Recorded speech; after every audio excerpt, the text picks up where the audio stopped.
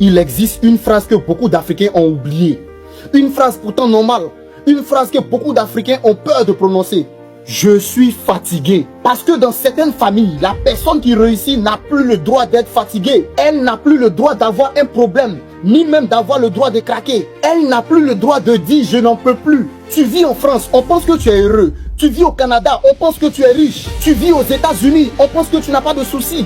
Tu as trouvé un travail, on pense que ta vie est réglée. Mais personne ne voit les heures supplémentaires, les nuits sans sommeil, les crédits, les dettes, les stress, la solitude, le sacrifice. Et pourtant, chaque matin, le téléphone sonne. Mon fils, j'ai un problème. Grand frère, s'il te plaît, tu peux m'aider. On comptait sur toi. Alors tu réponds, même quand tu es épuisé, même quand ton cœur est lourd, même quand ton compte bancaire est vide.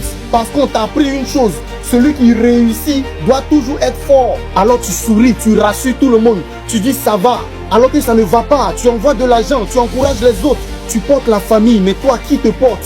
Qui peut t'appeler simplement pour te demander et toi comment tu vas? Qui peut te dire repose-toi, tu n'es pas obligé de porter tout toi seul? Et le plus triste, ce n'est pas la fatigue, c'est de souffrir en silence parce que tu as peur de décevoir ceux qui comptent sur toi. Écoutez-moi bien. Être fort ne veut pas dire ne jamais souffrir. Être responsable ne veut pas dire porter tout le monde entier sur ses épaules. Et aimer sa famille ne veut pas dire s'oublier complètement. Parce qu'un être humain, même courageux, même travailleur, même généreux, finit par s'effondrer quand personne ne lui donne le droit d'être simplement fatigué.